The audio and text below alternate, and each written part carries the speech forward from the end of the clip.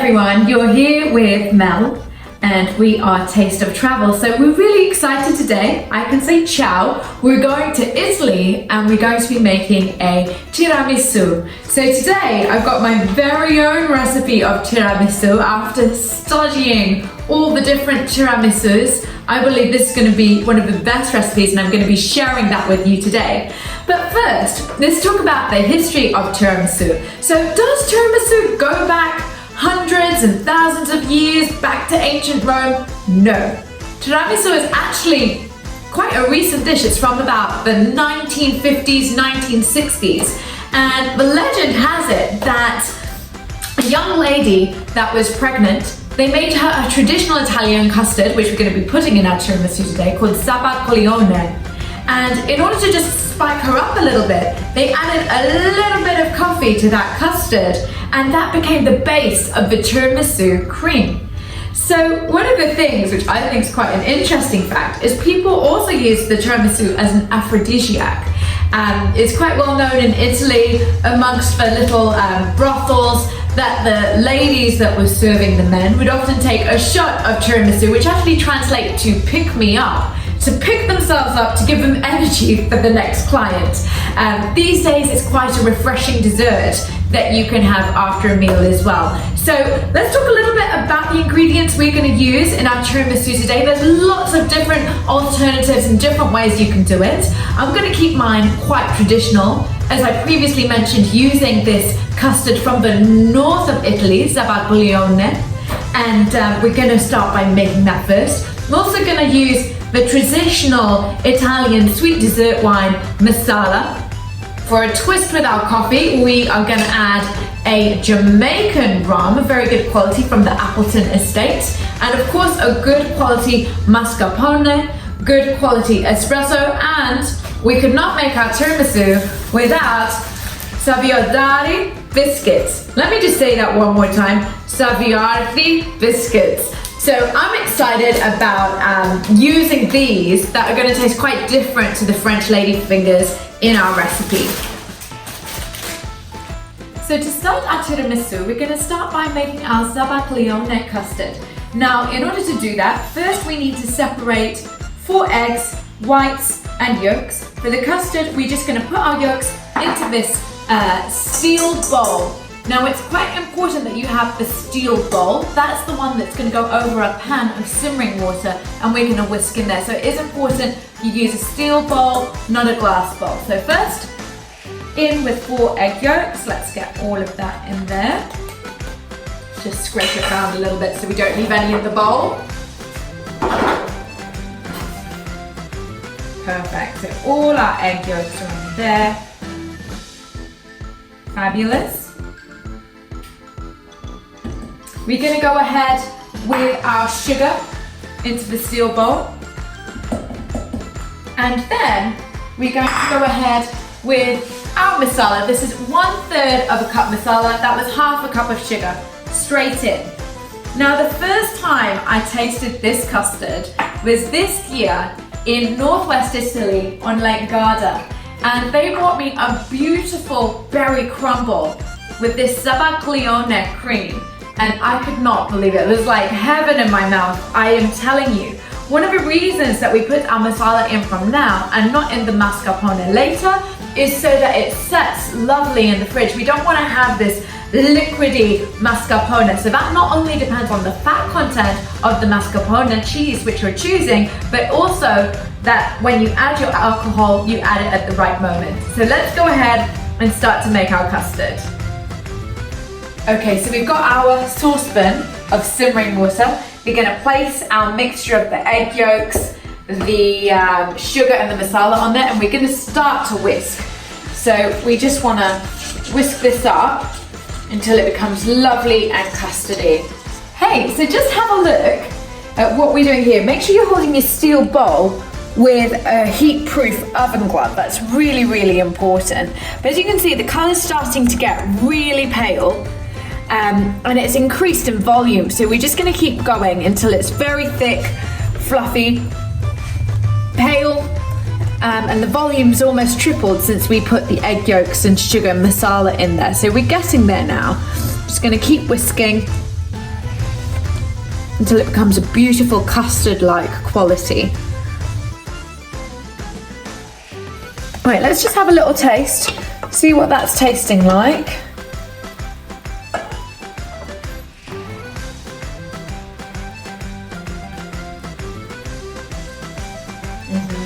That tastes lovely actually. So we're just going to leave our zabaglione to cool. So we're done with that first part of making our tiramisu cream. Okay, so while we're leaving our custard to cool, we're going to go ahead and whip our egg whites into a meringue. So we've got 4 egg whites here, which I separated earlier, straight into the bowl. Lovely. Make sure you get every little bit of that. Pop that to the side, and we're just going to whisk them until they're meringue-like quality. Okay, so have a look. Egg whites have turned into meringue and they're getting quite thick.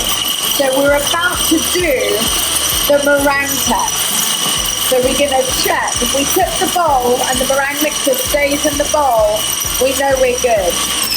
If you tip it and it doesn't stay, you've got a problem. So am I going to put it over my hands? No, because it's moving at the bottom of the bowl, so we're going to need to whisk that just a little bit more. We definitely don't want to get egg on our head, do we? That would not be good. So that is fine. Great. So pop that just to the side as well for now. So next, we're going to go ahead and prepare our whipped cream. Now, my whipped cream, I'm going to add a fresh vanilla pod. So something really interesting. This smells gorgeous. They actually grow these in Tahiti, and I was lucky enough to go to Tahiti recently and see how they're producing these vanilla. So let's just see how we're going to de-seed it. So I've got a nice sharp knife here. I'm going to take off one end. Let's take off the other end as well. And we're going to go ahead and we're just going to split it all the way down the middle. So just dig your knife in and then just split it nice and open like that, and just along the other side as well, so it's completely open in half. And you can actually see the seeds there are just ready to come out. Perfect. So we're going to go ahead and we're going to get our knife into the groove, and we're just going to start to spread them out like that. Gorgeous. Look at all that vanilla coming off. I'm so excited for it. And just pop it just on there. So it's a little bit sticky. We don't need that bit of bark, but just beautiful bits of vanilla. Now, vanilla is exceptionally expensive. I was asking my friends in Tahiti, how much do you pay for vanilla? They said, vanilla? I don't pay for it. I pick it off the plantation. Whereas here, per vanilla pod, you're going to pay £7. So we want to make sure we use all of that and get a lovely vanilla flavour in there. We don't want to leave any back at all. We're going to whisk that into our cream in just a moment. God, look at that, it's gorgeous. You'll also see that the vanilla seeds are on the skin, so you can just take them off the skin as well. You don't want to leave anything back. And you're going to do exactly the same for the other side. So you're going to get your knife right there, and you're just going to get it nice and flat and scrape out the middle. Perfect. How beautiful is that? So now we're going to whip our cream. So here I've got some double cream. I'm going to go ahead and put 450 millilitres into a bowl. So let's make sure we get all of that out. And then we're going to add in our vanilla. So just pop that in there, and then we're going to start to whisk.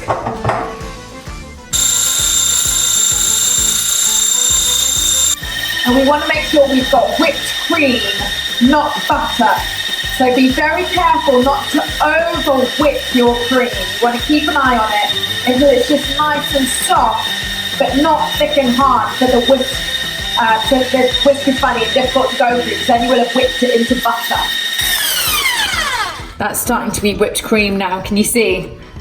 Just have a look, see it's thick enough, but it's not liquidy anymore. So that's really our whipped cream there. Perfect. Maybe just one more go round, just like that. Just make sure we've got rid of all the liquid. Perfect, and that is fabulous. That's beautiful. See, it's just dolloping just off the whisk like that, just leaving little dollops. Great. Okay, so now we're going to go and start making our tiramisu cream. So as you can see here, we've got a great mascarpone. They know that we're going to make tiramisu with this mascarpone from the photo on the front. So we're going to go ahead, we're going to grab this. I've got 450 grams here of mascarpone. Going to go ahead and pop that into our bowl. Now we want to fold it in. We don't want to do it all at once. We want to fold it into our custard, our zabaglione. So we want to just fold it in bit by bit. We don't want to, we want to sort of fold it. We don't want to knock too much air out of it because we want it to set in the fridge afterwards. So we're just going to go ahead. We don't want big lumps of the mascarpone, but we certainly don't want the mascarpone to turn into liquid either. So we're just going to go ahead and keep adding that in and stirring bit by bit, not all of it at once.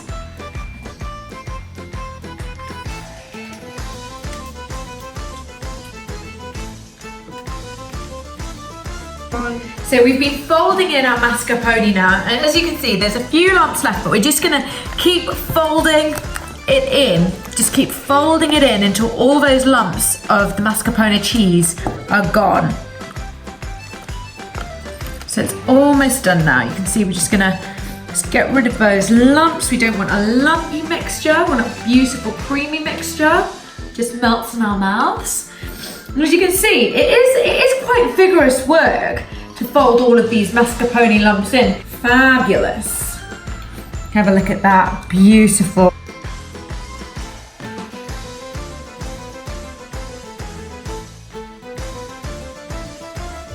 Perfect, so take a look at our mixture. We've folded in our mascarpone into our zabaglione custard. And now we're going to add in our whipped cream. So we're just gonna add it in and then we're gonna fold. So we wanna keep this nice and aerated. We don't wanna lose too much air. So in we go, bit by bit, and just fold it. Just fold it in. So we're folding. We're not whisking.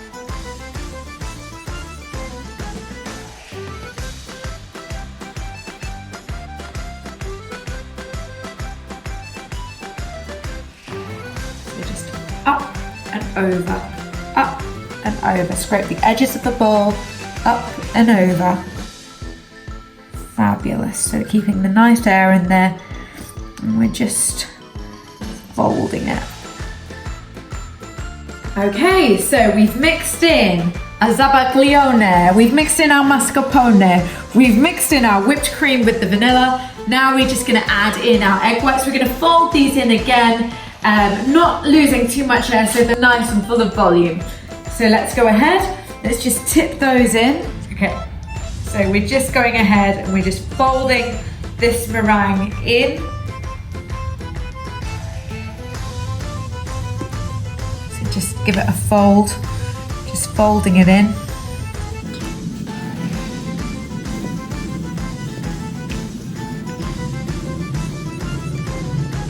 Okay, so have a look at this mixture now. Okay, so we've got our tiramisu cream, which should be ready. We've just folded in our egg whites as well. And we're just gonna do a little taste test. We're just gonna go around all the edges. Let's go around the edge here. It should be a beautiful cream that we've got now, just to start building our tiramisu. So let's just have a very little taste. Let's check how it's tasting. So a tiny little piece.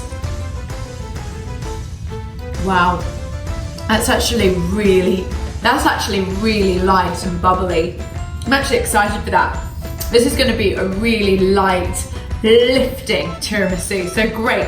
So we're just going to pop this to one side and we're going to go ahead and start with our fingers. Perfect, so we are going to make a nice coffee bath now for our beautiful fingers, our Saviorti biscuits, which I really struggle to say, but these are the lovely Italian ones. So we're gonna go ahead, make our coffee bar from there. Now this is a strong filter coffee that I've made. So let's just push that down first. That would be smart, wouldn't it? Pop that down, pour it in here.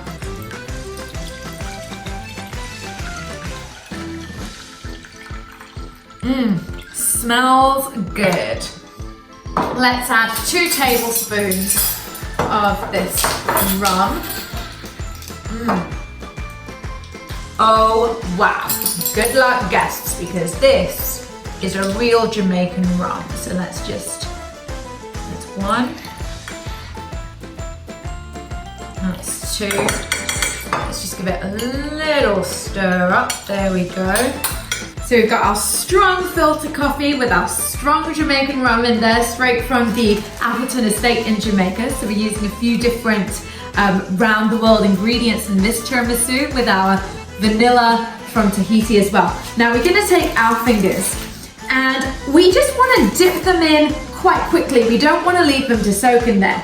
So the way that it's gonna go, we're just gonna go 1, 2, like that, and out. And then the sugar goes on top, okay? And again, 1, 2, and out. Sugar on top. So we're building a beautiful tiramisu here. 1, 2, and out. So still wanna have that crunch. We don't want it to be a soggy tiramisu. And they get soggy so quickly, so you just very, very quickly, 1, 2, out, 1, 2, out. And we're gonna start to layer up our bowl. Okay, so now we've got a beautiful bed of our fingers here that we've dipped in the espresso and rum mixture. And we're gonna place a lovely layer of our tiramisu cream on there now. So,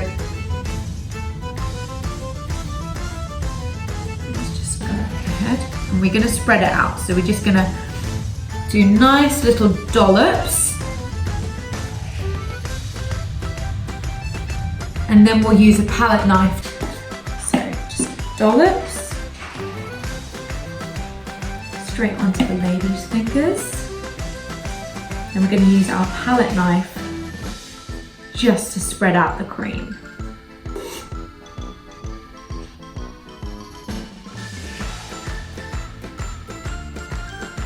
So a nice thick layer, and this is going to set in the fridge afterwards as well.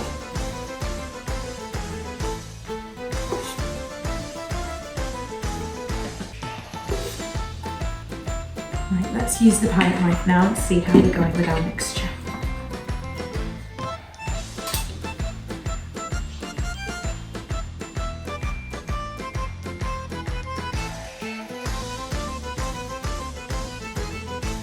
So now we've got our first layer of our tiramisu cream. Take a look, I've just spread it out with a spatula. So we've put about half the mixture on top of this. And now we're gonna go ahead and just sprinkle a nice layer of cocoa powder over the top.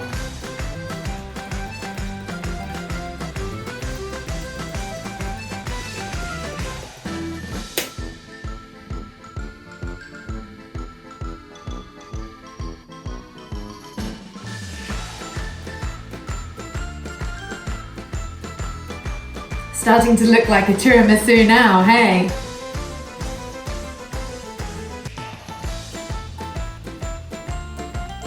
This will give us a nice look of some lovely layers. Okay, so now we're gonna do our next layer of the biscuits. We're gonna layer them in the opposite direction to how we already laid them. So originally we've laid them like this. Now we're going to layer them like that. The reason we're going to do that, it makes a much more even cut when you start to slice it into pieces for a dinner party. It's going to make a much better cut. So we're going to go ahead, in with our biscuits again. 1, 2, with the sugar on top. So we're going this way now. 1, 2, sugar on top.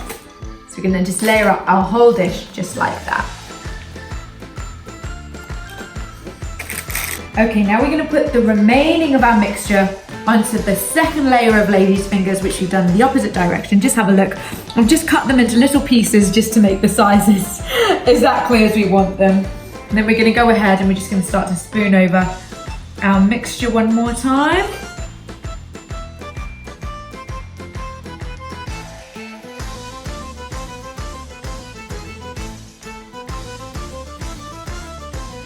So here we have our tiramisu. It's almost finished. What I'm gonna do now is I'm gonna cover it completely in cling film and I'm gonna place in the fridge for up to 6 hours. Now the reason you don't want to dust it first with the cocoa powder is it's gonna make it bitter from being in the fridge. If you leave exposed cocoa powder in the fridge, it turns the whole dish really bitter. So we're gonna pop it in the fridge for up to 6 hours, and then what we've chosen to do in our recipe is instead of using the cocoa powder, for a little extra wow, what we're gonna do is we're gonna add white chocolate and dark chocolate on top. So there you have it. This is our gorgeous tiramisu from Italy. So we're just finishing off our tiramisu now. So what I've chosen to do is use real chocolate. We're using a dark chocolate and a white chocolate just to coat the last layer of our tiramisu. Remember, the reason we've left it right till the last moment is so that the chocolate doesn't go bitter in the fridge. Our tiramisu is set after 6 hours of being refrigerated. So we've just got some white chocolate, some dark chocolate, we're just sprinkling it on top.